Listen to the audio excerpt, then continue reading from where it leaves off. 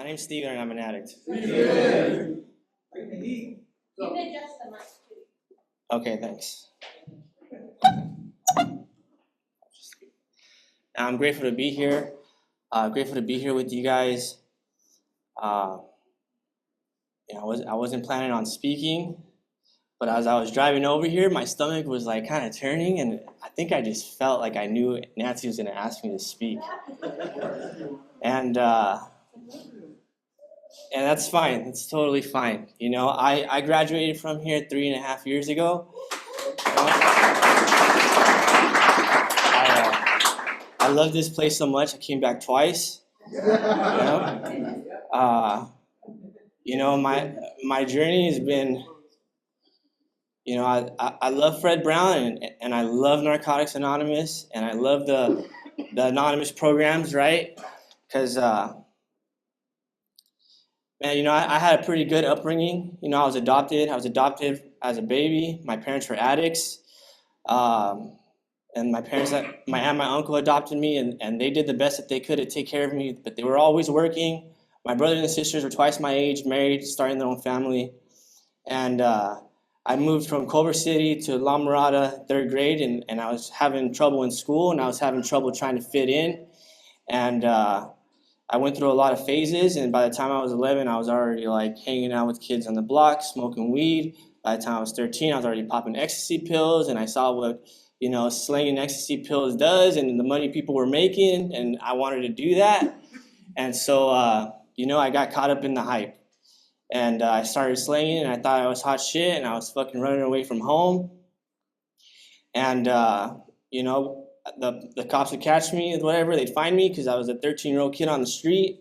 They'd take me back home, and the next day I'd run away from home again, And finally, when I ran away once and I broke into my parents' house and stole their things is when I picked up my first juvenile case. And, I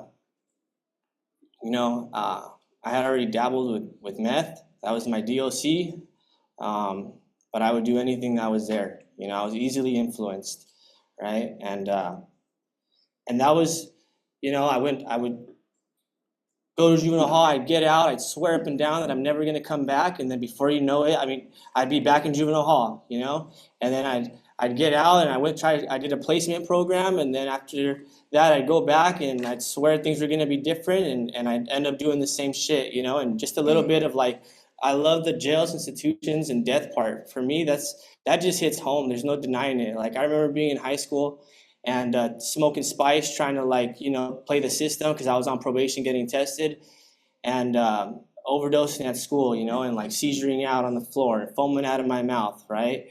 And I was like, at that age I was already slinging. Like I said, I was caught up in the hype, and I did a couple placement programs. I did a couple juvenile camp programs. I would go in for 6 months, I'd get out, be on the run for 6 months, go right back. And, my family, they did the best they can to help me, but they just, I told them, like, there's nothing you guys can do to change me. This is what I want to do. I was so caught up in illusion, right? Like, I had my head so, I'm not going to say it. You know what I was going to say. And that I swore up and down that I was going to be a successful drug dealer. I wasn't a drug addict. Drugs were not my problem. I'm going to be a drug dealer. I'm going to make money, right? That was the hype. And I always ended up right back in jail, and I always ended up with nothing, And, once I turned 18, they kind of like give you a break and they let you get off probation, and now you're an adult. And so, but nothing changed, nothing changed. Slinging dope out of my parents' house and just picking up cases. And then my parents finally were just like, we just stay in the garage, And so I would trap out the garage. And but one time I took some Molly, and when I took this Molly, I had a substance-induced psychosis, and I attacked my parents. I thought they were possessed by the devil, And I was having I don't know if you guys seen those videos of people on bath salts.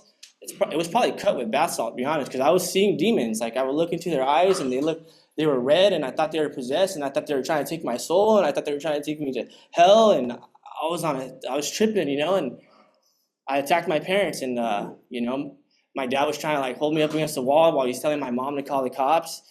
And at some point I bit his finger and it split, you know, and he ended up having to go to the hospital and get stitches. And the police finally showed up and they threw me in the back of the cop car. And to me, it was like they threw me into the dungeons of hell. Like I thought my life was over and I was wigging out. And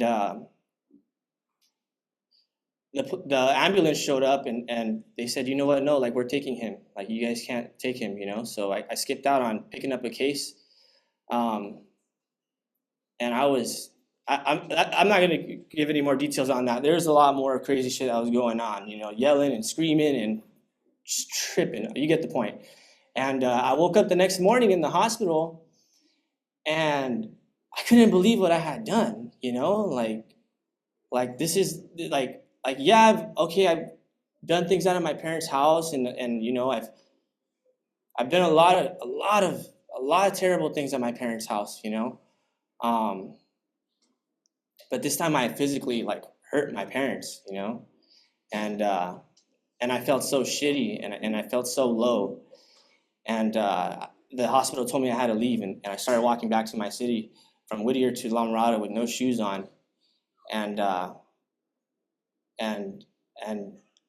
my parents told me, you know what, we love you, you know, we know you were on something and you obviously didn't do it on purpose, but like we don't know what you're capable of. Like you're just dangerous. Like we've had too many episodes here. You cannot live here anymore. Everything that you own is in a box and you have to move out. And we love you, but God bless you. We hope you figure it out.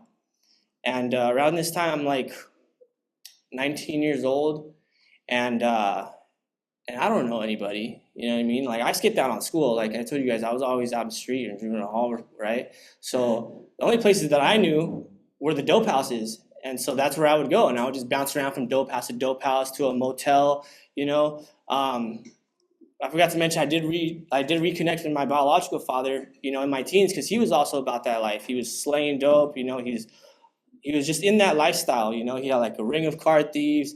He had a house in Inglewood. It was just, you know, it was very, a lot of criminal activity, right? And,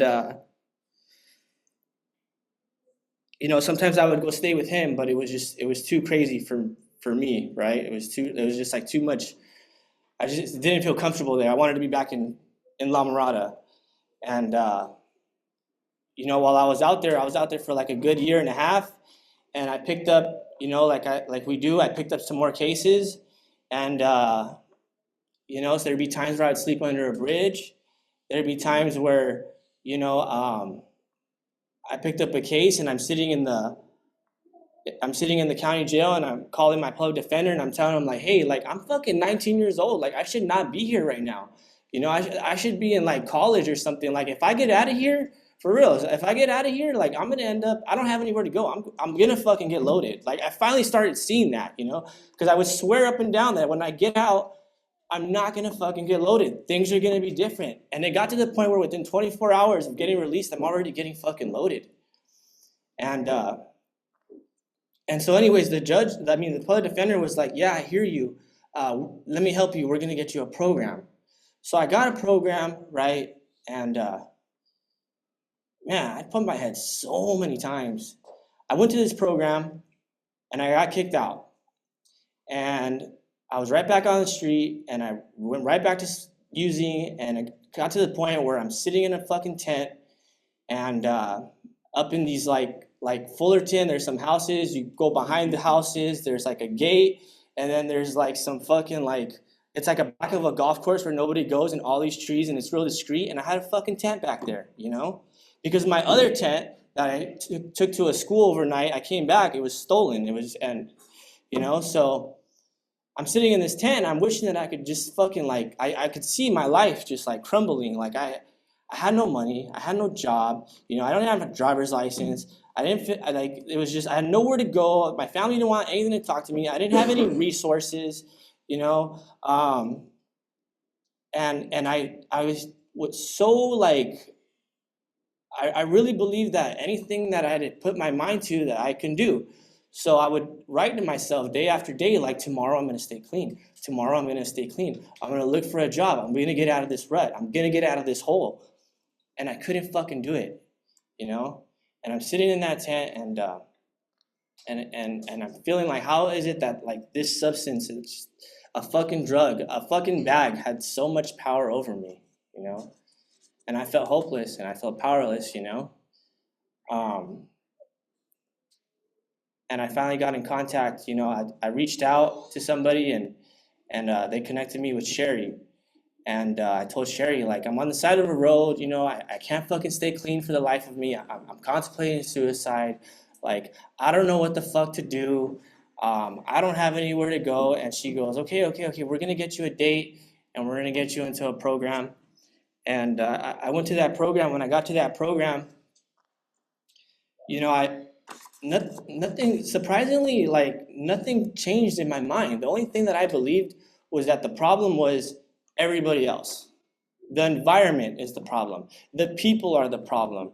I'm not the problem. I just need to stay away from these people, and I'm gonna be all right, you know? And while I was in that program, we would go to church, and instead of going to church, we'd sneak off to like the Long Beach Pier and go drink and fucking smoke weed, right? And come back, and like, you know, Sherry she just wanted to help me, and I finally got caught, and she like, they wanted to kick me out, but she helped me out, and I was able to stay, you know. But I was court-ordered a year program, and that program was only like 2 or 3 months, and so then I checked into another program, Delancey Street, and I thought that I needed this strict-ass program because I thought I needed some structure, right? And I was there for 2 weeks, and I left. I was like, fuck this is too much, you know? And I was like, I don't know where to go because I don't have anywhere to live, so I'm going back to my city. And I jump on the bus, and I go down, and I get off in Norwalk at the Green Line, and I'm sitting there, and I'm going, man, like, I'm one bus from getting back to La Mirada. Like, you know what happens when you go back. Like, you know where you're gonna go. Like, why do you even try to convince yourself otherwise? And so I called Sherry. And Sherry goes, look, here's a number, here's an address, and just call this place and go here, you know. And I jump on the bus, and I start heading over there, and as I start pulling up over there, you know, I start seeing tents everywhere, and I'm thinking to myself, like, oh fuck, this is not where I'm going right now, you know. And sure enough, you know, the bus stops at 6 in San Pedro, and I'm in Skid Row, you know. And I was there for a good year and a half, you know, and I did the program there at the shelter, and you know, although I got some accomplishments under my belt, like a driver's license, and I finished high school, and you know, I took a vocational class through Homeboy Industries, like, I was still drinking, and I was still smoking weed, and I was still on probation, and I was still working the system, you know. And I once, for the millionth time, I reeled my family back into my life, you know, and I told them I'm better now, I'm different, you know, and they bought it, of course. And you know, I eventually moved back in with my parents after a year and a half. And you know, shout out to the speakers. You know, sorry, that's off, but like the first speaker, that was amazing. I'm going to give you a shout out at the beginning. I'm sorry, I didn't get your name. Javier, right? Irvin, sorry, Irvin. And then Anthony too. Sorry, I'm having a squirrel moment right now. Somebody had mentioned that you know, like, the people that you hang out with, right? And let me remember where I'm at right now. Yeah, I moved back with my parents, right? And you know, I was still me though, you know, even though I was doing somewhat okay, like, something had came up, you know. My dad and I had gotten into it. I moved back in with them. I got into it with my dad, and at the time I was already dabbling and hanging out with some of the old homies, like, from my neighborhood, right? And just because they were drinking and smoking weed and doing coke, and they weren't doing meth or heroin, like, they were okay. They were socially acceptable, you know. And my dad and I got into a fight, you know. I got into a fight. you know, and I truly believe it wasn't my fault, but and it's very personal. I'm sorry, I can't dig into what the fight was about, but it led to me getting kicked out, you know, and me not knowing how to deal with my emotions. I went right back to what I know best, you know. I went straight to the train tracks. I got some dope. I picked up a bunch of. I left the electrician job that I had just started, and I started, you know, the new car I got, you know. I started slanging dope and getting high. And within 2 months, I picked up 3 years.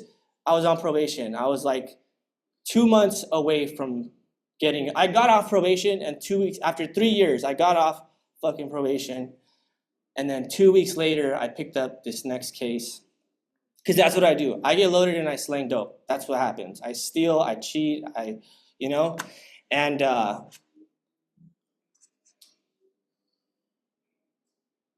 I picked up this case, and I'm sitting inside the jail cell, and I'm yelling at God, and I'm telling God, why the fuck am I here? Like, why can't you just allow me to do what it is I do? I always end up back here, you know? And I talked to my biological dad, and I told him to bail me out, to bail me out, to bail me out, and he bails me out. And when he bails me out, like a week later, he gets shot and he passes away, right? And about a week after that, I totaled my car, right? And once again, I'm at a point of like, I don't know what to do, you know? I know how to get clean for a little bit. I know how to go to a program. I know how to program. I know how to go to jail and stay clean. But how the fuck do I stay clean in the long run, right? And, you know, my dad passing away was a big deal for me because we were so alike. And he was 66 years old, and he was still just out there running and gunning, and nothing's changed. I've seen that man suffer. I've seen him in and out of prison. I've seen him get beat up. I've seen him get shot. I've seen him get stabbed, you know, and that's literally the lifestyle that I was headed into. I never made it to prison, but I've been fucking everywhere else, right? There was no denying it. And so I got in contact with Sherry, and Sherry pointed me to somebody who's in the program. And he's actually an alumni here too as well, you know. And this man, my sponsor now, he was like the only person that was willing to talk to me, and he would ask me like, "Are you loaded?" Like I go, "Yeah, I'm loaded." He goes, "It's okay. Like, don't worry about it." You know, he was able to relate with me, right? Like an addict helping another addict is without parallel, right? Like he was able to reach to me because my parents told me everything I needed to hear, but it never clicked for me. And so I would call him, and he's like, "All right, cool." I'd call Sherry. Sherry's like, "I got you a date over here at Fred Brown," right? And I looked it up, and it's cool. It's by the beach, you know. It's by the water. And she hyped it up, and it's like it's real nice, you know. And so I was like, I gotta deal with this case. I need to get clean. Fuck it, shoot me the date, you know. And I kept talking to this guy, and this guy just made me feel like everything's gonna be okay, you know. And it gave me a little bit of hope. And I finally, the day came around, and I remember like I was up all night and I was falling asleep, and Sherry calls me and she's like, "Where are you at? You're supposed to be here at 1." And I'm like, "I'm still trying to pack my things." She's like, "No, you need to get over here." And I was like, "Fuck, man." And I came over here, you know. I came over here, and I didn't know what I was walking into, you know. I still had that like, how am I gonna stay clean in the long run? And it was right before the pandemic, and we would all get fresh, right? And we would all go to the meeting, and we'd all drink coffee, and we'd all talk shit, and we'd all have a good ass time. And then the message like clicked for me, you know. Somebody that used to work here who's been through the program, you know, they shared their experience, strength, and hope, and it gave me hope, and it clicked for me. And it gave me hope. You know, I came here and I told myself, you know what, I'm not going to look for the differences. I'm going to look for the similarities. I'm going to give myself a chance and stop knocking this program, because this program gets a lot of stigma, you know. And I did that, man. And, you know, and I want to say that I stayed clean, but I didn't. You know, I finished the program. You know, I did my 6 months of Medi-Cal sober living here. And right before my 6 months were up, I relapsed. You know, the pandemic was going on. Everybody was buying motorcycles and Gucci and cars and rims, right? And I bought myself a little hoopty. And I remember that I was at the house and I had like a month left to leave here. 2 weeks, actually. I had 2 weeks of Medi-Cal left. And I had a bright idea and went and drank, And I was like, nobody's going to find out. And it happened because I was hanging out with somebody who just wasn't there yet, Like I was trying to do this program, but I was still hanging out with somebody in sober living that was not about working a program. They weren't about calling their sponsor. They weren't about working steps. They weren't about going to meetings.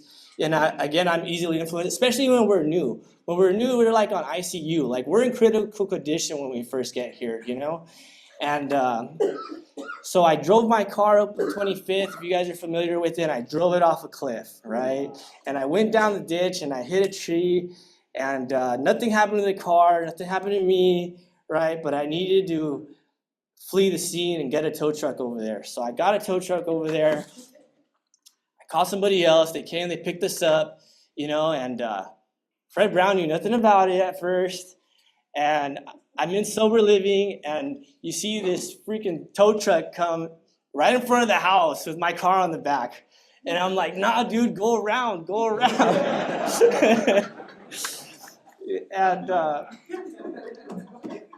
And I get in the car with him, and I'm like, all right, so how much is it gonna be? I'm still, drunk, and he's like, it's gonna be $2,200. I'm like, $2,200? I was expecting $300, $400, $600, And I'm like, well, why $2,200? And he goes, you fled the scene. The cops were there. The 6-pack was thrown over there. You didn't leave the keys. I had to pull your car out of the ditch, And I was resentful about it. I was like, fuck that, Give my fucking car back. And anyways, thank goodness for unemployment, and the EDD at the time was kicking in, and I got my car back. I got my car back, and I told on myself, and I had to turn my keys in, and I couldn't have the car.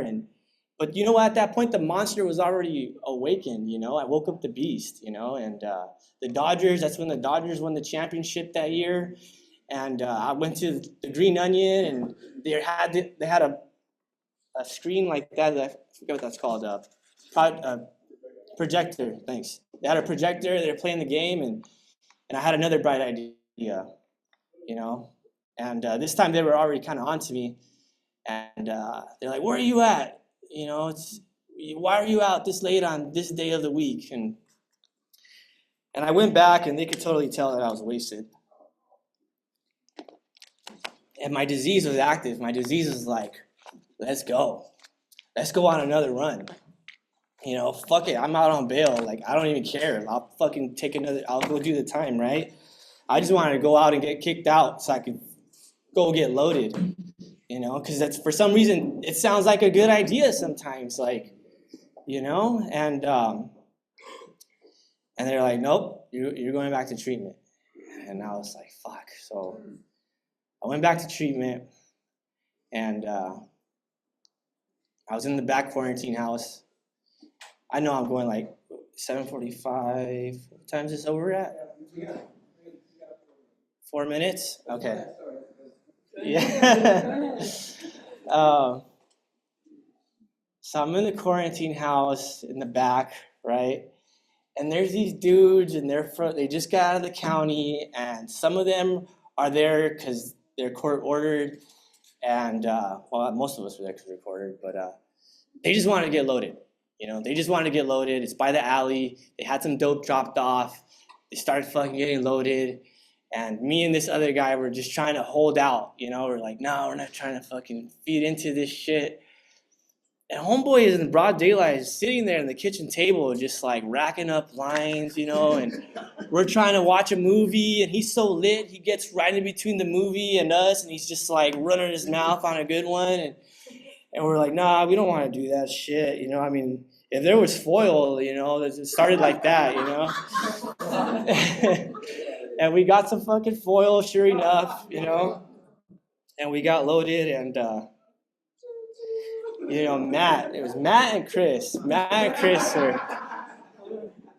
Chris come in the next day. I gotta say this part. There was a guy. He was like, we could hear the night staff come in, and the night staff is like, "Hey, is that your iPhone?" And he goes, "No, it's an iPad." You're not supposed to have any of that, right? It was hilarious. And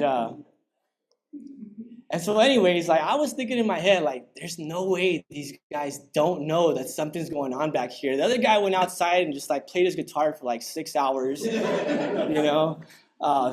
videos all day and night. And finally they came in. I was like, oh yeah, for sure they knew, And there was a dude there. He said he did life in prison, and he was really loopy, and I guess he tried to like hide some pee in his mouth, and nobody wanted to give it up. Nobody wanted to give it up, right? But me, like I already know Matt, I know Chris, obviously Roxy, Nancy. Like I'd already been here. Like the staff here, if you've been here, Chris, like Curtis, Jesse, man, the staff here are great. I love them. The only one I complain a little bit about is Abel, and even him, he's all right. But everybody here is great, and that's what I loved about this place. And Chris and Matt came in, and sure enough, I was just like, I was cooler with them than I was with the dudes that were there, and I'm not stupid. Like we weren't getting out of this one, Like they wanted to, they watch you when you pee, So these guys are like, they're on them and they're bullshitting, trying to get away with it. And I look at the other guy and I give him the look, and he's like, yeah, we're fucked. So, yeah. So anyways, I just fucking told them like, yeah, I'm fucking loaded, And anyways, they got rid of who they had to get rid of, right? And they kept me and the other guy. And I did the program, I did the program once again. And I went through like a little depression because I couldn't figure out why the fuck I couldn't stay clean, and just like, maybe the quarantine and all this shit that was going on at the time, and just being, I think I caught COVID that time too. And anyways, my time was up. The letters were great. I did all that. They're amazing. I love how it really is connected to the 12 steps. You do your first, second, third, and fourth step. You do your autobiography. My peers are the ones that pulled me out of that depression and told me, hey, you need to snap the fuck out of it. You need to fucking, stop moping around and sleeping in and not wanting to do shit. And I was like, you're right. And I was grateful for it. And I said, you know what? I'm going to fucking get up every day, and I ain't got nowhere to go, but I'm going to get ready like I got something to do that day, And I just wanted to bring that positive energy out of me, And I did. And my time was up here, and I knew one thing. I knew that I needed to cut everybody off, even if they weren't using. If you weren't about Narcotics Anonymous, if you weren't about going to meetings, calling your sponsor, being of service, working steps, I couldn't have you around me. I didn't want you around me. I cut you off. I blocked you. People I grew up with, I blocked them. Like this was a life or death situation for me. And I needed to be in the center of the herd. And so that's what I did. I knew that if I put my recovery first, that everything else would fall into place, especially when they told me, hey, you got 2 weeks of Medi-Cal to figure it out. What are you going to do? And I feel like they did that on purpose to light a fire under my ass, And I wasn't worried about it. I kept my sponsor close. I kept doing the Zoom meetings. I was over at Chris's house. I was getting my little hoopty going, right? I'm driving a brand new nice car, right? And I figured it out. The program, I reached out. I put out job applications, and I took that little staff agency job, and I was grateful for it. And I took the staff agency job. I was grateful for it, and I just knew that I just needed to keep putting this program first. I knew that I needed to continue to be active in my recovery, and everything would just fall into place, I acknowledge. All right. And I kept doing that, man. I didn't have anywhere to go. It's been an uphill journey. I bounced around with my living situation. I rented a room here. I rented a room there. I did a self-pay sober living there. You know, I made it happen in those 2 weeks. I got the job and I made first month's rent. I made first month's rent, and then it just continued. You know, I took the little staff agency job and I was grateful for it. And then another job came, you know, working for Amazon. And I was grateful for it. But I kept putting my steps. I kept practicing my third step, praying. I asked my higher power, I want something more for myself. I want something more for myself. I want a career, you know, and now I'm in the union as an electrician, you know. I got into the union as an electrician. My family has been slowly restored into my life. You know, my dad and I, we didn't talk for my first couple years clean. So really it was like a total of 4 years. You know, I hang out with them on the weekends, you know, everybody, my nephews, my nieces, my sisters, my brothers, like everything they've all been restored into my life, you know. I'm a house manager at a sober living. I came back here for a little bit, you know, and I'm truly grateful, man. I'm truly grateful for my life, you know, and it's all because of this program. You know, I know my time's up, but I would not be here today if it wasn't for Narcotics Anonymous. You know, you put in a little bit of footwork, you're gonna get a little bit of results. If you put in a lot of footwork, you're gonna get a lot of results. So, thanks for letting me share. Thanks for